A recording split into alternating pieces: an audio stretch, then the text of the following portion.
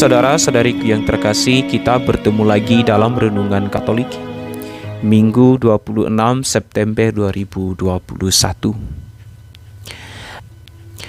Dikisahkan, seorang pastor yang bertugas di pedalaman, katakan saja pastor kampung, suatu ketika pergi ke kota untuk mengirimkan surat ke kantor pos. Sesampai di kota, si pastor kampung bingung karena tidak tahu arah jalan menuju kantor pos.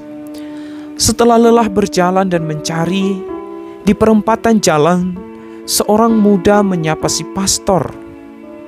"Pastor, hendak kemana?" kata si pemuda. Seketika pastor kampung merasa lega. Ia kemudian menjelaskan kepada si pemuda bahwa ia hendak ke kantor pos, tetapi tidak tahu arah menuju ke sana. "Saya sudah lelah, terus muter tetapi tidak ketemu," kata si pastor kampung. Si pemuda berkata kepada pastor, "Pastor tidak kenal saya kan? Saya OMK pastor loh." Pastor kampung berkata, "Oh, maaf, saya tidak mampu hafal semua umat saya." Lalu si pemuda membantu pastor menunjukkan arah menuju kantor pos. Katanya, "Pastor, dari sini jalan terus, lurus, sekitar 50 meter ada pertigaan. Pastor belok kiri, lurus, dan kira-kira 70 meter pastor akan menemukan kantor pos." Pastor kampung sangat senang. Karena itu ia berkata, "Nak, minggu depan ikut misa ya. Kebetulan saya yang akan pimpin misa. Saya akan buatkan khotbah yang menarik sebagai ucapan terima kasih saya kepadamu. Tidak hanya khotbah, saya bahkan akan menunjukkan jalan menuju surga kepadamu." Si pemuda lalu berkata, "Pastor ini bisa saja. Jalan menuju kantor pos saja pastor tidak tahu. Boro-boro mau menunjukkan kepada saya jalan menuju surga." Saudara-saudari yang terkasih, Injil suci yang dipaparkan pada minggu ke-26 ini menyajikan kepada kita 3 syarat penting untuk pertobatan seseorang yang ingin menjadi murid Kristus yang sejati. Pertama, tidak memiliki mentalitas tertutup seperti Yohanes yang mengira dapat memonopoli Yesus.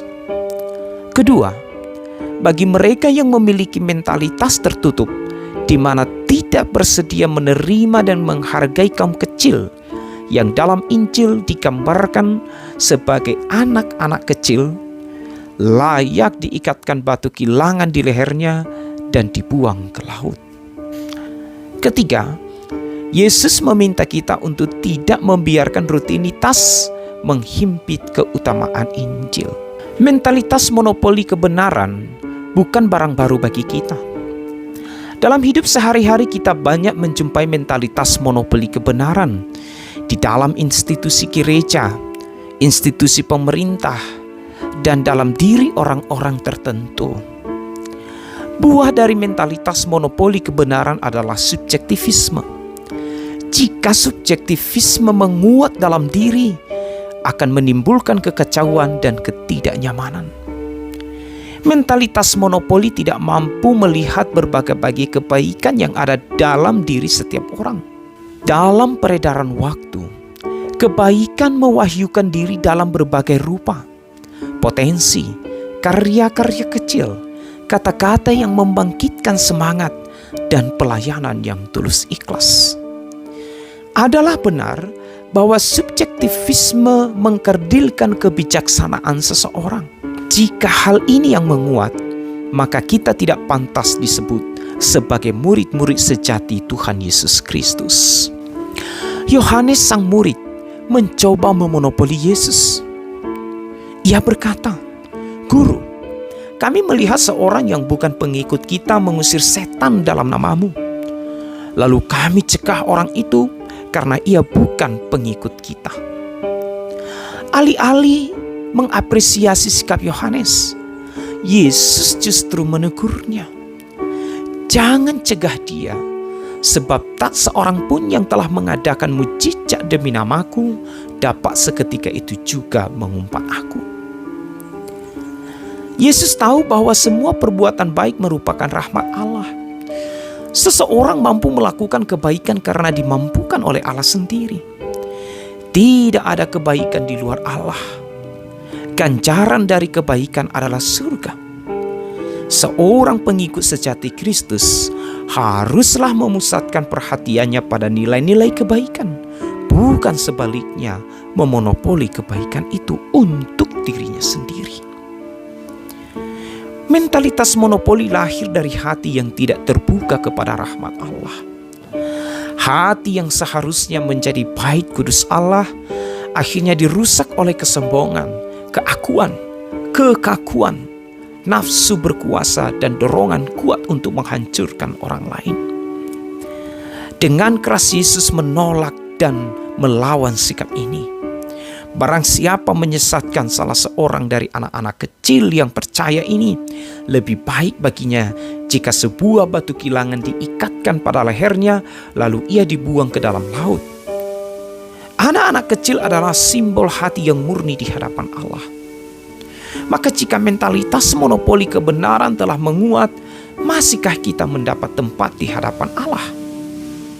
Tidak ada tempat lagi bagi kita. Saudara-saudari yang terkasih, seringkali mentalitas monopoli merusak hati karena kurang komitmen pada Injil. Yesus menuntut radikalitas untuk menghidupi dan melaksanakan Injil. Banyak dari kita mengaku diri sebagai pengikut Kristus, namun sikap dan perbuatan kita tidak mencerminkan sikap serta perbuatan Kristus sendiri. Bukankah Santo Paulus telah mengingatkan kita? Siapa yang menyebut diri mengimani Kristus harus meneladan Kristus. Hati yang keras tidak ada gunanya selain dibuang.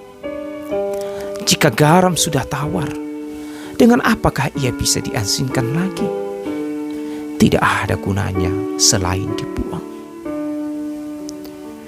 Namun kendati mentalitas monopoli kerap menggoda dan menghimpit kita, haruslah yakin seyakin-yakinnya bahwa rahmat Allah yang nyata dalam Yesus Kristus lebih berkuasa dari kecenderungan buruk manusiawi.